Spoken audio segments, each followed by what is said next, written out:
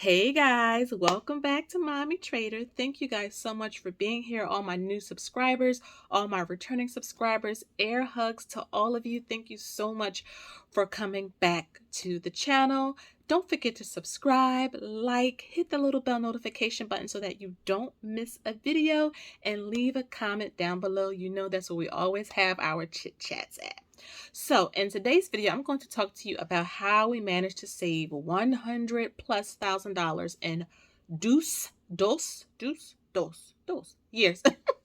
I'm not editing that out, guys. And so I want to make sure that you guys can see what we did to get to that point, and hopefully it can provide some inspiration to you as well. So let's talk about it. What do we do? The bulk of that $100,000 in 2 years came from extra money and putting that extra money to work. I'm talking tax refunds. I'm talking about bonuses. I'm talking about those stimmy checks. I'm talking about those types of things. Extra monies, pay increases, getting those in and putting those to work. That was the bulk of how we were able to save $100,000. Every time my husband got a bonus, we put that money aside and we put it to work. We bought another property. We got out of debt. We paid off whatever we could pay off in terms of high interest credit cards and things like that. Pay that stuff off. That was able to help us save on the back end so we can cut the interest and the payment short and be able to move on to some of our other goals. The stimulus checks that we've been getting since the start of this pandemic, saving those or investing those, putting those to work. What about the child tax credit that I think a lot of us are receiving that have children? Putting that to work as well. That was the bulk of the reason how we were able to save that $100,000. Now, I'm not going to pretend like I did not want to maybe go on a trip, buy something or anything like that. But I think this pandemic really taught me so more than my husband, because my husband's not really a big spender. I'm like the manager of the money in the household.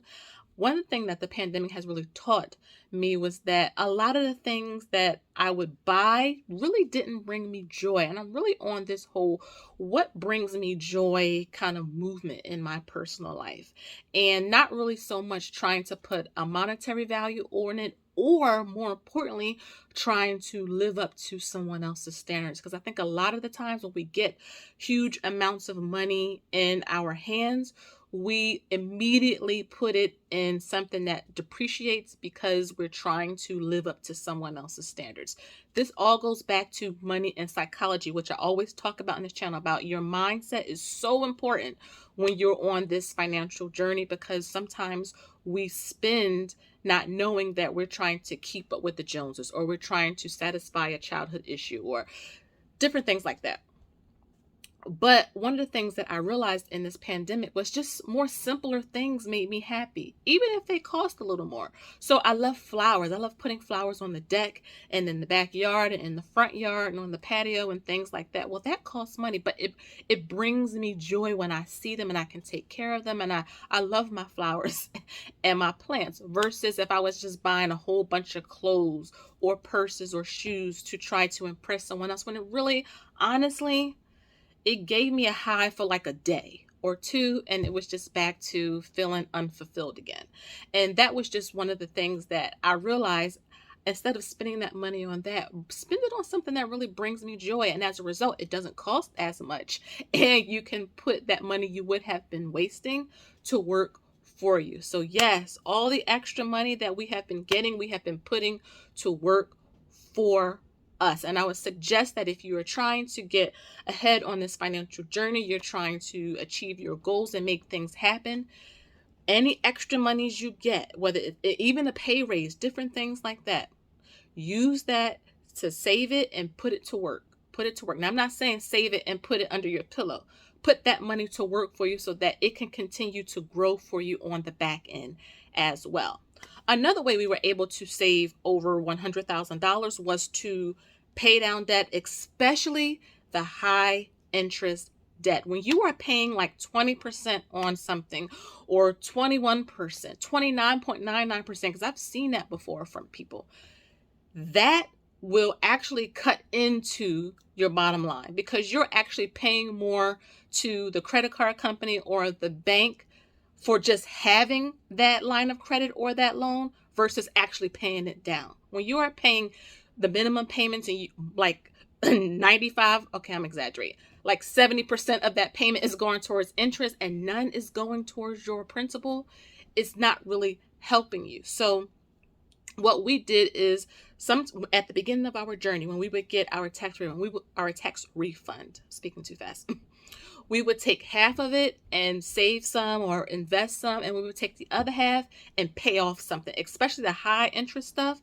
Pay all that off first. That's what we did, because it saved us monthly payments, because we were done. We didn't have to make any more payments, and it saved us on paying all of that crazy interest as well. Same with the car loan. We just used that same philosophy, paying off the cars. We don't have any more cars now. I mean, no more car payments. We don't have any more credit card like debt. Now, we do use our credit cards. We always use our credit cards for everything, but we pay that baby off in full every month.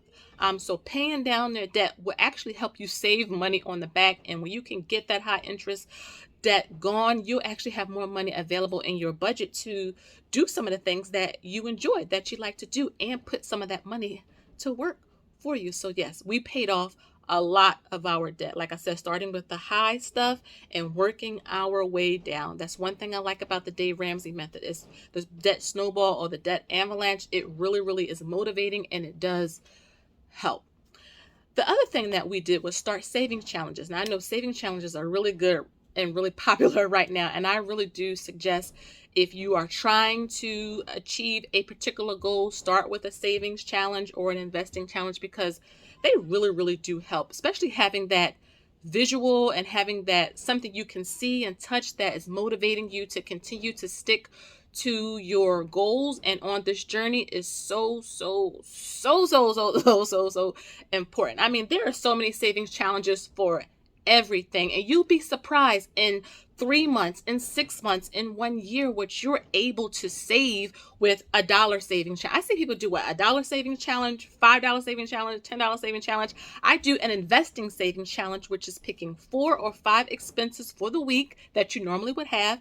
Try to come under budget in those expenses, and whatever you save, invest. That's a great way to get started with investing when you don't have a lot of income. But having your savings challenges is really, really cool. They have so many of them for all different types of income levels, so really anybody can do them. They even have kids savings challenges as well. There's also no spends that you can do. Challenge yourself. Pick a month and say, you know what, I'm not going to spend any money for, let's say, half the month. I'm going to have, or the whole month, unnecessary spending. So I'm not saying like your 4 walls or anything, but going out to eat, going to the market extra times because you don't feel like cooking or something with bad, buying extra clothes or different things like that. If you do a no spend on all of that stuff, you would be surprised at how much money you can actually save. Same with cutting back. Like I said before in one of my other videos, a lot of us do make enough money, but because our income is tied in so many expenses that aren't vital, like subscriptions, like going out to eat and different things like that, paying high interest debt, when you kind of can trim away at those things, you'll be surprised at how much you can actually put extra to your savings or investings or whatever other goals that you may have. And another thing is that just being smarter and wiser with money, really understanding how money works so that you can see, okay, previously I could save $100, but if I put a lot of these principles that I'm talking about in this video to use, I can actually save $500 a month versus $100 a month.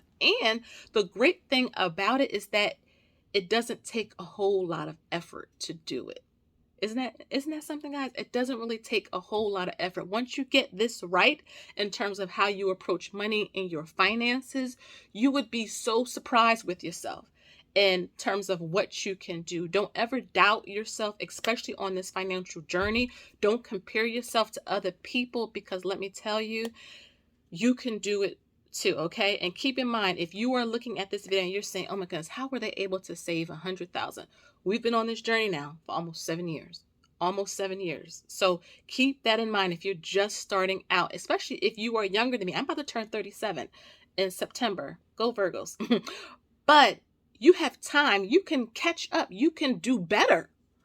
And so it's all about each one, teach one on this channel. And again, guys, challenge yourself to a no spend, do a couple of saving challenges, save all your coins. That's another great way. You'll be surprised at how much change adds up. Pennies, dimes, quarters, nickels.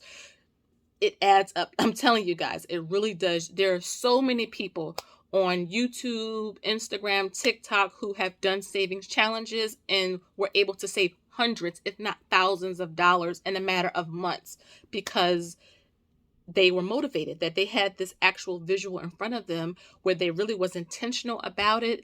They managed their budget, their expenses, and different things like that, and they were able to really excel their finances. So that is basically how we did it. It really wasn't anything gimmicky about this video, just any extra funds we put to work that came in, pay down that debt, especially that high interest debt, so you can stop paying those payments every month and put that money to work somewhere else. And then lastly, savings challenges, no spends, cut back, manage your expenses, things like that. Like, you know, sometimes someone told me, you know, we overcomplicate things when they really are simple.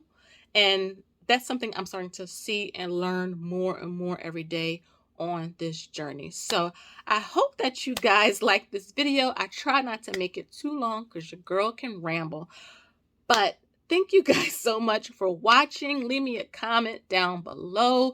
Do you like to do savings challenges? Do you kind of try to save extra money that come in? Are you trying to pay down your high interest debt?